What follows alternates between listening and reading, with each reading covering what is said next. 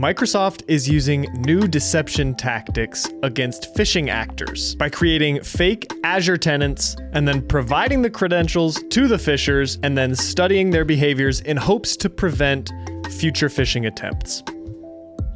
Cisco's DevHub portal was taken offline following a data leak by a hacker who claims to have breached a developer environment.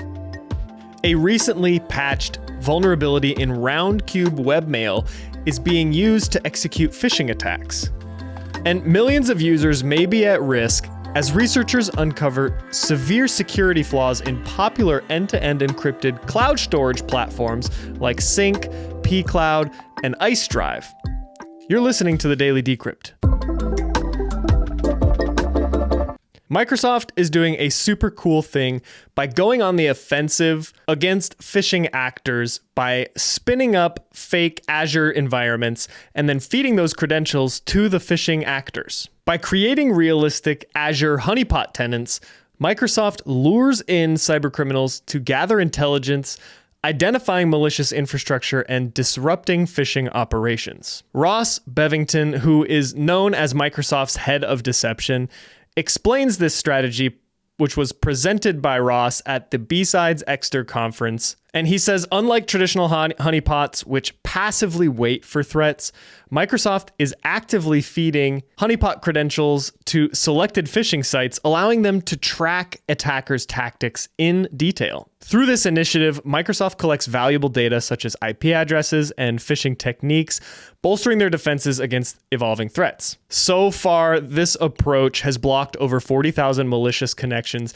and enhances the ability of Microsoft Defender systems to detect and block phishing attacks. This is really exciting to me. First of all, because I'm pretty passionate about deception as a detection technique, but also the fact that the security experts at Microsoft found the budget to spin up this infrastructure in order to track and help prevent phishing attacks in the wild. Because phishing remains the top entry point for most attacks that happen today, including the most sophisticated, right? And detection, for the most part, sits around and waits for things to happen, waits for a signature to go off and trigger a detection, and then we alert and then we respond.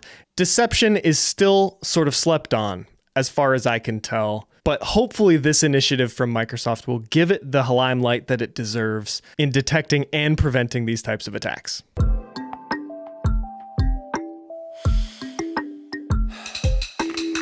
Attackers have exploited a now patched cross-site scripting vulnerability in the open source Roundcube webmail software to steal user credentials in sophisticated phishing attacks.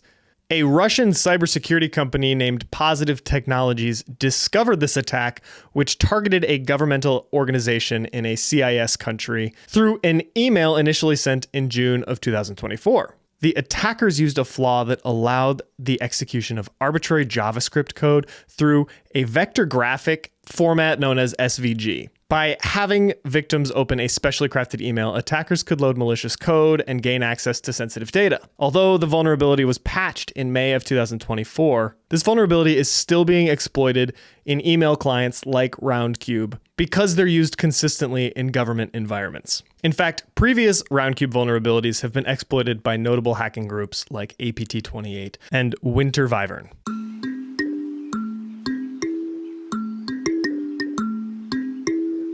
Researchers at a firm known as ETH in Zurich have identified severe vulnerabilities in popular services like Sync, pCloud, Ice Drive, C-File that are used by more than 22 million customers worldwide. These flaws, detailed by researchers Jonan Hoffman and Qiantung Tong, could potentially expose user data to malicious entities, contradicting the platform's promises of security. The specific vulnerabilities range from the potential injection of files and compromise of encryption keys to unauthorized data tampering. Sync and pCloud are working on quick fixes following the findings, despite no evidence of prior exploitation. C-File and Ice Drive have acknowledged the issues and are planning future patches while also letting its users know about this vulnerability. And although this sucks that this vulnerability is being exploited and that it even exists, it's just a good reminder to not put all your security faith in the cloud. The cloud tends to be more secure, it has a higher budget, and many teams dedicated to securing the data within that cloud, but it's not perfect. There's a shared responsibility model, and you must also do your part to make sure that that data is secure.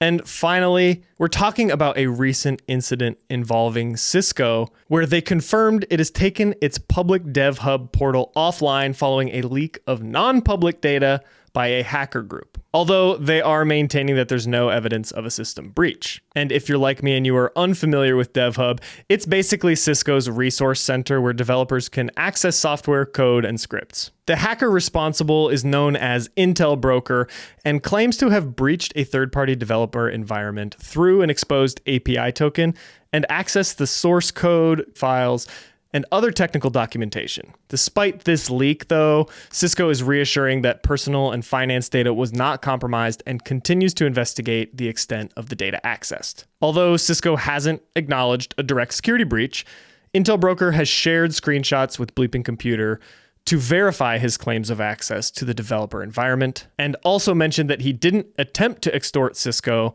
claiming that mutual distrust would prevent any settlement.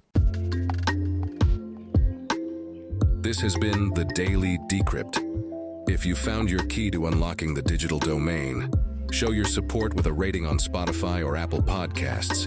It truly helps us stand at the frontier of cyber news. Don't forget to connect on Instagram or catch our episodes on YouTube. Until next time, keep your data safe and your curiosity alive.